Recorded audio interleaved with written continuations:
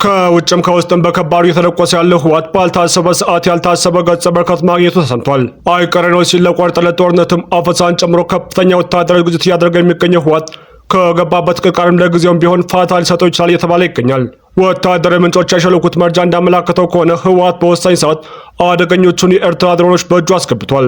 አሰብን በኃይል ልቀማ ነው የሚል ስጋት ውስጥ የገቡት ኢሳያስ አፈወርቂም እሾህን በእሾህ በሚል ድሮኑን ለደብረ ጽዮን አሳልፈው መስጠታቸው የተነገረ ያለበት ሲሆን ህወሓትም ወደ አዲስ አበባ ሲጓዙ በነበሩ 5 አውቶቡሶች ላይ እገታ መፈጸሙ በርካቶችን አስደንግጧል። በዝርዝር የምንመለከተው ጉዳይ ይሆናል። በሌላ በኩል ደግሞ ባለፉት 4 ዓመታት የህዝብ አጀንዳዎችን ሲያሰባስብ የቆየው ኮሚሽኑ አነጋጋሪ መረጃን ይፋ አድርጓል።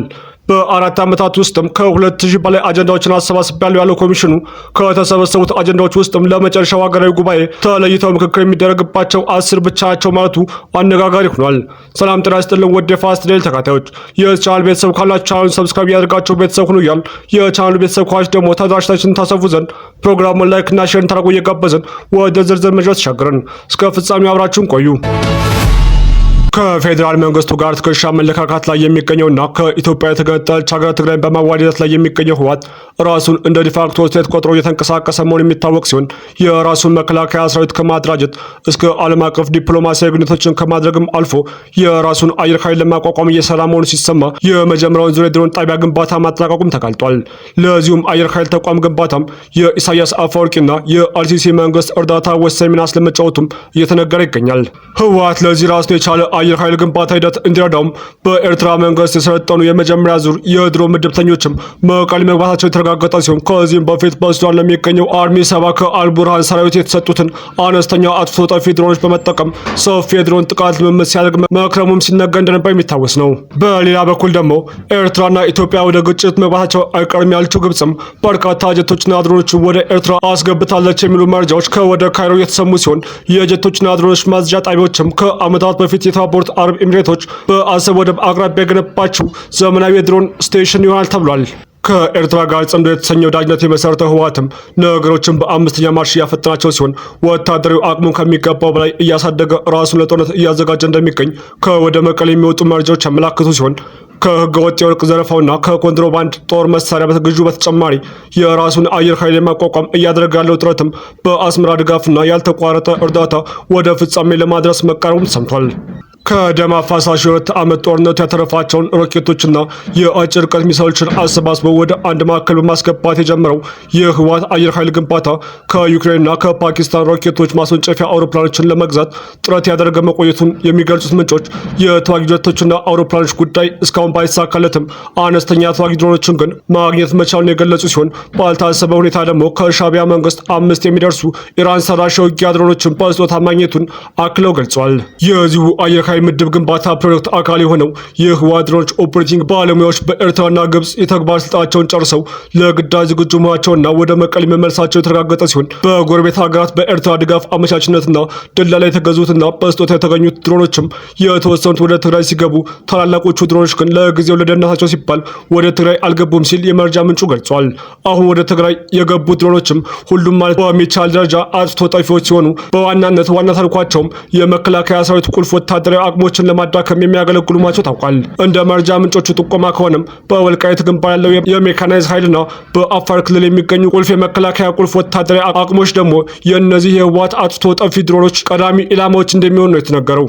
ጽምዶ የተሰኘው የአስመራና መቀሌ ትብብር ከድርጅታዊ ግንኙነት ቀናት በገፋ ቁጥር ቋጥሮ እየጠበቀና ወደ ስትራቴጂካዊ አጋርነት ከተለወጠም ከራርሟል። ይህ ወዳጅነትና አጋርነት ከፖለቲካዊ ትብብር ዘለል ብሎ በወታደራዊ ደረጃም እየተባበረ መሆኑን በቅርብ ሳምንታት ወዲህ በጉልህ የሚታዩ መሆኑን ያስተዋለ ማንም አካል ሁለቱ ድርጅቶች ወደ ቅድመ 1983 ተመልሰው የጫካ ህብረታቸውን ለማደስ እየጣሩ ይሆን እንዴ ብሎ ቢጠይቅም ተገቢና ወቅቱን የሚጠይቀው ትክክለኛ ጥያቄ ነው የሚሉ ድምጾችም ከቅናት ወደ ቅናት በርከት እያሉ ናቸው። ከህወሓት ጋር ጽምዶ የተሰኘ ታክቲካዊ አጋርነት መስርቶ እየተንቀሳቀሰ የሚገኘው የኤርትራ መንግስት ባሳለፍነው ክረምት መግቢያ ላይ ወደ አስመራ ወስዶ በድሮን ቴክኒሻንነት ያሰለጣቸውን የህወሓት ታጣቂዎች አስመርቆ ወደ መቀሌ መላኩ በስፋት መዘገቡ የሚታወስ ሲሆን በወቅቱም ህወሓት የራሱን አየር ኃይል የማቋቋም እንቅስቃሴ ላይ ስለመሆኑም አመላካች እንደሆነም ተነግሮ ነበር። ይህ በእንዲህ እንዳለ ህወሓት 400 ሚሊዮን ብር ገዝቶ ሲመካባት የነበረው ጸረ ድሮን መሳሪያም ከጦርነቱ በፊት ተሞክሮ አለመስራቱ በርካቶችን ያነጋገረ ሲሆን አሁንም ህወሓት እጅ ገቡ የተባሉ ድሮኖች ውጤታማነት ላይ ትልቅ ጥያቄ ምልክትን ያስቀመጠ አጋጣሚ ሆኗል።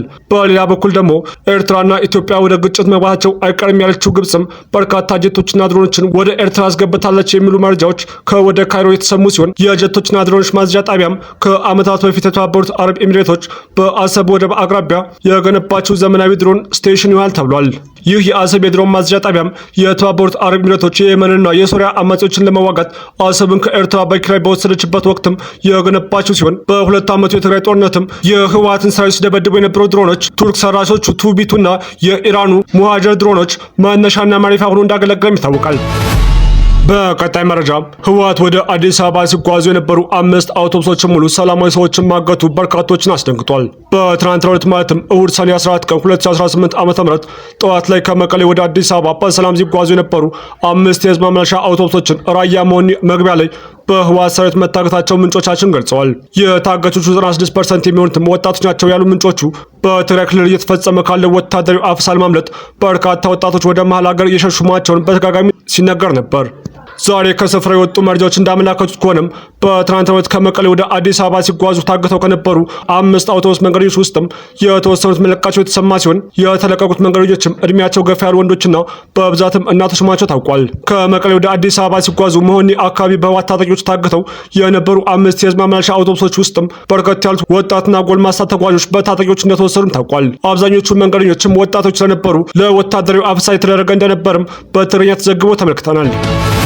በቀጣይ መረጃ ባለፉት 4 ዓመታት የህዝብ አጀንዳዎችን ሲያሰባስብ የቆየው ኮሚሽኑ አነጋጋሪ መረጃ ይፋ አድርጓል። በ4 ዓመታት ውስጥም ከ2000 በላይ አጀንዳዎችን አሰባስቧል ያለው ኮሚሽኑ ከተሰበሰቡት አጀንዳዎች ውስጥም ለመጨረሻዎቹ ሀገራዊ ጉባኤ ተለይተው ምክክር የሚደረግባቸው 10 ብቻቸው ማለቱ አነጋጋሪ ሆኗል።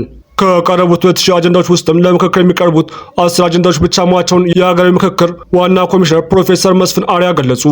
ዋና ኮሚሽነሩ በትናንትናው በተጀመረው የአመቻቹ ስልጠና ማስጀመሪያ መርሃ ግብር ላይ እንደተናገሩት በሐምሌው ሀገራዊ ጉባኤ ላይ የሚቀርቡ እነዚህ 10 አጀንዳዎች አለመግባባትን ለጦርነትና ለግጭት የገፋፉ እንዲሁም የግድ መግባባት ሊደረስባቸው የሚገቡ ናቸውም ብለዋል። የቀረቡት አጀንዳዎች እጅግ ሰፊ በመሆናቸው ምክንያት በጥንቃቄ የተመረጡ መሆናቸውን ጠቅሰው አብዛኞቹ በማንነትና በድንበር ወሰን ላይ ያተኮሩ እንዲሁም በኢትዮጵያ ሀገረ መንግስት ምስረታና ግንባታ ሂደት ላይ ውስጥም ሲከማቸው የመጡ መሆናቸውን አብራርተዋል።